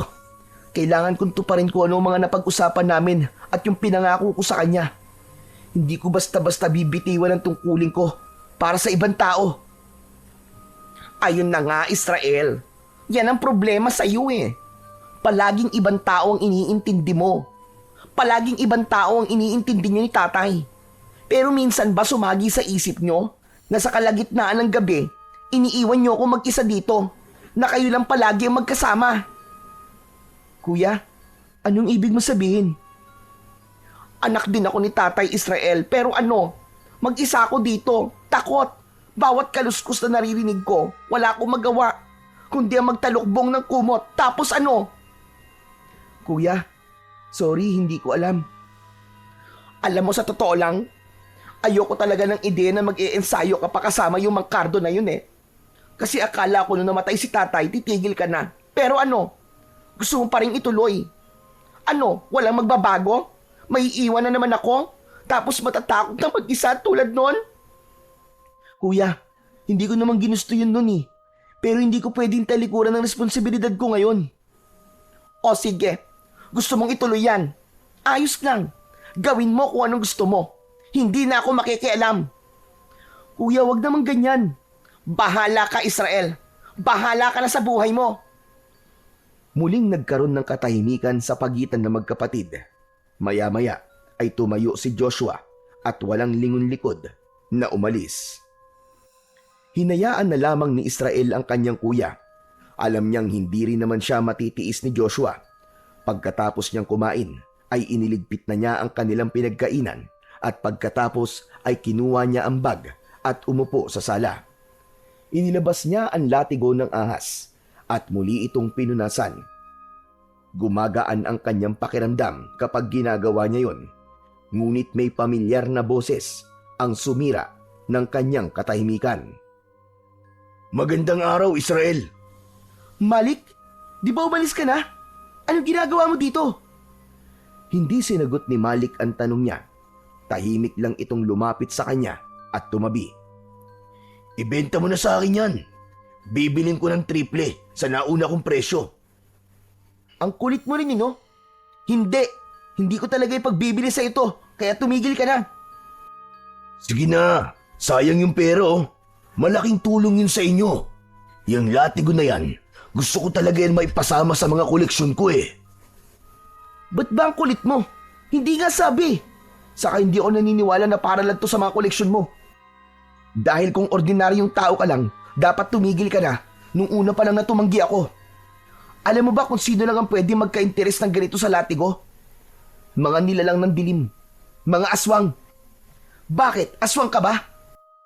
Siguro gusto mo maghari dito no? Kaya pilit mo itong kinukuha sa akin kasi gusto mo na walang maging hadlang sa'yo. Aswang? Ako? Nagpapatawa ka ba? Isa lang akong simpleng kolektor, Israel. Hindi ako aswang. Ngunit hindi na naniwala si Israel. Gamit ang latigo, hinampas niya ang lupa sa harap ni Malik. Matinis ang tunog ng latigong tumama sa lupa. Ngunit si Malik ay hindi man lang gumalaw. Walang sugat, hindi nasaktan. Israel, anong ginagawa mo? Muling iwinasiwas ni Israel ang latigo. Mas malakas, pero muli, walang epekto. Imposible! Hindi ka tinatablan! Ha? Tinatablan? Ng ano? Tumahimik si Israel. Tumigil na rin siya sa kanyang ginagawa at muling umupo. Bigla siyang nagduda sa mga naging panghusga niya sa katauhan ni Malik. Bigo siyang saktan si Malik gamit ang kanyang latigo ng ahas. Pero hindi pa rin siya kampante. Hindi pa rin siya mapaniwala ni Malik na isa nga itong ordinaryong tao lang. Umalis ka na! Wala dito si Kuya Joshua! Tumitig lang si Malik sa kanya. Saglit itong hindi gumalaw. Tapos biglang ngumiti. Ngunit hindi ngiti ng isang kaibigan, kundi isang ngiting may ibig sabihin. Tinalikuran na siya ng lalaki at naglakad palayo na parang walang nangyari. Naiwan si Israel na hawak pa rin ng maigpit ang latigo. Sumapit ang gabi. Tahimik na ang buong bahay. Tulog na si Israel. Dahan-dahang bumukas ang pintuan ng kanyang silid. Maingat na pumasok si Joshua. Saglit siyang tumigil sa tabi ng kapatid at tinignan ito. Nang masigurong mahimbing na ang tulog nito, tahimik niyang kinuha ang bag ni Israel. Binuksan niya yon at kinuha ang latigong ahas. Pinunasan pa niya ng dulo ng kanyang kamiseta ang hawakan bago marahang isinara muli ang bag. Lumabas siya ng silid. Tumuloy siya sa sala sa may altar. Dahan-dahan niyang binuksan ang lumang baul ng kanilang ama. Isa-isa niyang nilabas ang mga agimat ng kanilang tatay Manny. Maging ang ibang mga antigong bagay ay hindi niya pinatawad. Nilimas niya ang lahat ng laman ng baul. Napatingin siya sa litrato ng kanyang ama na nakapatong sa gilid ng altar. Patawad po, Tay. Pero kailangan ko tong gawin. Para naman to sa amin ni Israel eh. Para sa kinabukasan namin. Saka ayoko na po talaga na sumunod siya sa yapak nyo. Ayoko nang malunod siya sa mundo ng anting-anting, sa pakikipaglaban at sa kung ano-ano pang panganib. Ito ang naiisip kong paraan para tumigil na siya. Isinilid niya sa isang bag ang lahat ng nakuha niyang agimat, pati na ang latigo ng ahas. Saka siya lumabas ng bahay kung saan naghihintay sa kanya si Malik. Nilapitan siya ni Joshua at iniabot ang bag. Tinanggap ito ng lalaki Binuksan at sinilip ang laman. Tumango siya at napangiti. Tila nakontento sa kanyang nakita. Salamat O eto, kunin mo na tong bayad ko. Binuksan ni Malik ang dala niyang bag at ipinasilip kay Joshua ang bungkus ng pera. 300,000 piso yan para sa lahat ng ito. Salamat, Malik Akin na. Nang iaabot na ni Malik ang bag, biglang nakita ni Joshua na parang nag-iba ang mga mata ng lalaki. Ilang saglit lang ay tumambad sa kanyang harapan ang tunay na anyo ng kaharap. Isa itong malaasong nilalang na may katawan ng tao. Matigas at matipuno. Balot ito ng maitim at makapal na balahibo. Meron din itong matutulis at mahahabang mga kuko. Ang ulo nito, meron siyang mahabang nguso na punong-puno ng matatalim na pangil at tila may kakayahang bumuka ng malaki. May maliit itong sungay sa noo at ang kanyang mga mata nanlilisik at pulang-pula. Umaalingasaw din ang amoy ng tila nabubulok na karne sa hangin at ang boses nito nagbago, parang bumaba, namaos, parang galing sa hukay. Hindi maaari ito! Aswang ka! Tama nga si Israel! Aswang ka nga! Hindi mo alam kung anong halaga ng mga to sa akin. Salamat, Joshua. Tinulungan mo kong makuha ang mga to. Ngayon, wala nang makakapigil sa akin. Akin na ang buong baryo nyo. Napaatras si Joshua dahil sa takot. Dahan-dahan namang lumalapit sa kanya ang aswang. Tumigil ka! Anong gagawin mo? Wag! Wag kang lalapit! Nagugutom ako. Kailangan kong kumain. Wag! Sinugod ni Malik si Joshua, pero bago pa ito tuluyang makalapit, biglang sumulpot sa harap ni Joshua si Israel. Agad nitong itinulak ang halimaw palayo. Hayop ka! Layuan mo ang kuya ko! Tumilapon ng aswang at sumalpok sa puno. Nagulat si Joshua sa ipinakitang lakas ni Israel. Nakaposisyon ito na parang handang-handa sa pakikipagdigma. Nagulat din si Malik. Malakas ka. Paano nangyari yun? Sinasabi ko na nga ba, aswang ka! Pero bakit? Bakit hindi ka tinablan ng latigo ko kanina? Ngumisi si Malik. Lumitaw ang malapad niyang dila at kumislap ang matatalas niyang mga mata. Dahil hindi ako karaniwang aswang lang, Israel. Ako ay isang gabunan. Isa sa pinakamalakas na uri ng aswang na nabubuhay. Makapangyarihan. Mas mahusay magbalat kayo. Mas tuso. Mas mapanganib. At ngayon, wala na kayong laban sa akin. Nagbabadyang sumugod si Malik. Umalulong ito ng napakalakas. Ngunit sa isang mabilis na galaw, hinugot ni Israel ang latigo ng ahas mula sa kanyang bewang. Natigilan ang aswang. Anong? Bakit nasa iyo pa rin ang latigo? Bakit? Akala mo ba ikaw lang ang marunong maglaro? Tama si Mang Cardo. Kakailanganin ko nga talaga ang ibinigay niya sa akin na peging latigo. Ano ka mo? Pekeng latigo? Oo, tama ka nung narinig. Peke ang nasa'yo, kaya humanda ka. Hindi kita uurungan. Ano akala mo? Porkit nasa iyo ang latigo ay mananalo ka na. Hindi mo ko kaya, bata. Hindi mo ko kaya. Agad na nagpalitan ng atake ang magkalaban. Si Malik, mabilis na tumalon at nakalapit kay Israel. Agad niyang sinubukang kalmutin ng bata sa kanyang katawan, pero mabilis itong nakaiwas. Umikot ang katawan nito at agad na nakapwesto sa likuran ng aswang. Inihampas niya ang latigo sa mismong likod ni Malik. Ang latigo ay tila umaapoy. Bumubuga ng liwanag sa bawat tampas. Nasugatan ang aswang. Walang silbihan! Hindi mo ko kaya! Talaga ba? Sugatan ka na, gabunan. Konti na lang, mapapatay na kita. Handa ka na ba? Mayabang kang bata ka! Paslit ka lamang! Kayang-kaya kitang tirisin kutong lupa! Muling sumugod si Malik pero naiwasan ito ni Israel. Gigil na ang aswang. Hindi na naghintay ng matagal si Israel. Habang iniiwasan ang mga matutulis na kuko ng aswang, inusal nito ang orasyong itinuro sa kanya ni Mang Cardo. Nawala ang apoy sa kanyang latigo pero sa huling hampas niya, pumulupot ito sa leeg ni Malik para itong nabuhay sa kanilang paningin. Kumilos na parang tunay na ahas. Hindi!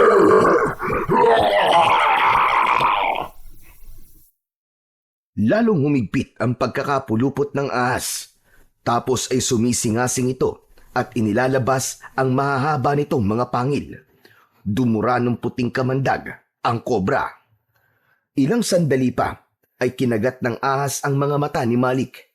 Kitang-kita ni Israel at Joshua ang paggapang ng kamandag sa anyo ng puting liwanag mula sa muka ng aswang.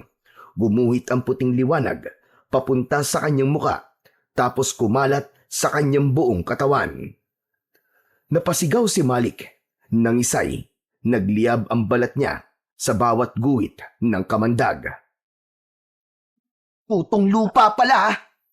Tapos ka na, gabunan. Mabubulok ka sa impyerno. Sumiklab ang apoy sa katawan ni Malik. Unti-unti nang natupok ito at tuluyang naging abo. Tumahimik ang paligid pagkatapos ng laban. Nanatili namang nakatitig si Joshua sa kanyang kapatid. Di makaimik dahil sa kanyang mga nasaksihan. Kuya, tapos na. Wala na ang aswang. Israel, paano mo nagawa yun? Ang galing mo. Ang galing mo palang makipaglaban. Siyempre, magagaling po ang mga teacher ko, kuya. Nanginginig pa rin si Joshua pero pinilit niyang lumapit kay Israel. Bunso, patawarin mo si kuya, ha? Akala ko tama yung ginawa ko. Pero kasi, hayaan mo na yun, kuya. Tama na. Huwag na natin pag-usapan yun. Nagugutom na ako May pagkain ba tayo? Napatawa si Joshua sa gitna ng kanyang pagluwa at agad na niyakap ang kanyang kapatid. Oo, may pagkain tayo. Halika na, pumasok na tayo sa loob. Pero bago yan, kunin na muna natin ang mga gamit ni tatay.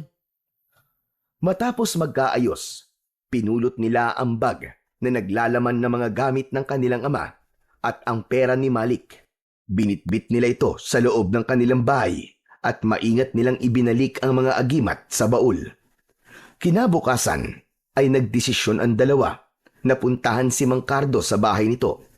Naabutan nilang nasa balkon ang matanda at tila may hinihintay. Hindi ito nagulat nang makita ang dalawa. Parang inaasahan na nito ang kanilang pagdating. Mang Cardo, may gusto po sana akong sabihin sa inyo. Gusto ko pong turuan niyo din po ako na maging katulad ni Israel. Gusto ko pong matuto para maipagtanggol ko rin po siya o kahit na makatulong man lang sa mga kakaharapin niyang laban. Umiling ang matanda, sabay tapik sa balikat ni Joshua. Hindi ka bagay doon, iyo. Iba ang daan mo. Hindi ka para sa latigo o sa pakikipaglaban. Pero malaki ang maiaambag mo sa ibang paraan. Itinuro sa kanya ng lalaki ang tungkol sa mga halamang gamot at kung paano gamitin ang mga ito sa pagpapagaling ng mga may sakit. Samantala isang araw, nang matapos ang leksyon ni Joshua at Mang Cardo, lumapit si Israel sa dalawa at nagtanong. Mang Cardo, bakit po pala may peking latigo? Huminga ng malalim ang matanda at tumingin sa malayo. Tila inaalala ang isang mapait na nakaraan. Israel, gusto mo ba talagang malaman? Pero ayokong sirain ang magagandang alaala nyo sa inyong ama. Handa po akong makinig, Mang Cardo. Gusto ko pong malaman ng totoo. Sige, makinig kayo sa sasabihin ko. Ang tunay na latigong ahas ay sakin. Ipinamana sa akin ng tatay ko. Pamana mula sa aming mga ninunong antingero. Ano po? Sa inyo po talaga ang latigo, Mang Cardo? Tama ka.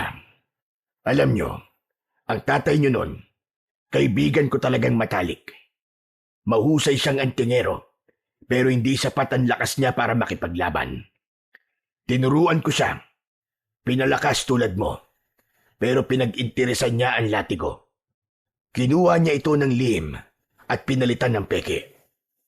Hindi ko nalaman yun. Hanggang sa napalaban kaming dalawa, may nakasagupa kaming isang malakas na aswang. At doon ko nalaman na wala na sa akin ang makapangyarihang latigo ng ahas. Muntik na akong mamatay nun kasi walang bisa ang latigong nasa akin. Tahimik lang na nakinig ang magkapatid. Maigpit ang hawak ni Israel sa hawakan ng latigo. Sa laban na yon, doon nabulag ang isang mata ko. Doon ko nakuha ang pilat na to sa kalmot ng aswang. Pero bago ako tuluyang mapaslang, tinulungan pa rin ako ni Manny. Ginamit niya ang tunay na latigo. Napatay niya ang aswang. Mang Cardo, ako na po ang humihingi ng tawad para sa ama ko. Ito na po yung latigo. Ibinabalik ko na po sa inyo. Hindi na, Israel. Hindi ko nakukunin yan sa'yo. Po? Alam mo ba, mula nang kunin sa akin yan ng tatay nyo, hindi ko na yan binawi. Alam mo kung bakit? Bakit po? Kasi nagamit niya ng mahusay ang latigo. Ibig sabihin nun, may mabuti pa rin siyang puso at kinilala siya ng latigo bilang bagong tagapangalaga. Kasi hindi naman niya yan magagamit kung hindi siya mabuti. Talaga po? Tama ka. At ikaw, iyo, tinanggap ka rin ng latigo. Isa ka ring tagapangalaga. Kalimutan mo na yung nagawa ng tatay mo. Matagal ko na siyang napatawad. Salamat po, Mang Cardo. Pero sigurado po ba kayong ibibigay niyo na po talaga to sa akin? Kasi 'di ba, mula pa po ito sa mga ninuno niyo. Karapat dapat ba talaga ako maging tagapagmana niyo? Oo naman. Wala naman akong anak na magmamana niyan eh. At saka, nag-iisa lang ako. Wala akong kapatid. Kaya talagang nakatadhana sa iyong bagay na yan. Ingatan mo at gamitin lamang sa mabuti ang kapangyarihan niyan. Opo, pinapangako ko po, Mang Cardo. Salamat po. Maraming salamat po ulit sa lahat. Niyakap ni Israel si Mang Cardo ng maigpit. Isang yakap na punong-puno ng respeto, pasasalamat at pangako. Hindi man niya ito tunay na kamag-anak. Itinuring niya itong isang pangalawang ama. Damang-dama ni Mang Cardo ang init ng yakap na yon. At bagamat sanay siyang mag-isa, hindi niya napigilang mapaluha. Makalipas ang maraming taon, ang baryo ay nanatiling tahimik at ligtas. Si Joshua ay naging eksperto sa paggamit ng mga halamang gamot. Naging isa siyang sikat na manggagamot. Tinutulungan niyang gumaling ang mga may karamdaman, lalo na yung mga taong nawawalan na ng pag-asang gumaling. Masaya si Joshua sa kanyang ginagawa. Tama si Mang Cardo, bagamat iba ang daan niya, kasing halaga din niya ang naging tungkulin ng kanyang kapatid na si Israel. At si Israel ay naging tulad ng kanyang ama. Palaging nagbabantay, palaging nagpoprotekta. Hindi niya hinahayaan na mapasok ng kung anumang masasamang nilalang ang kanilang baryo. Siya ay nakapangasawa at nagkaroon ng mga anak. Isa sa mga bata ang nagpakita ng interes sa kanyang ginagawa. Nang makita niya ito, tulad ng kanyang ama, sinanay niya ito kagad maski sa murang edad pa lamang. Hindi siya nagsayang ng oras. Inihanda niya kagad ang anak para maging sunod na tagapangalaga ng latigong ahas, napoprotekta at magiging tagapagtanggol ng mga naaapi laban sa mga kampon ng kadiliman.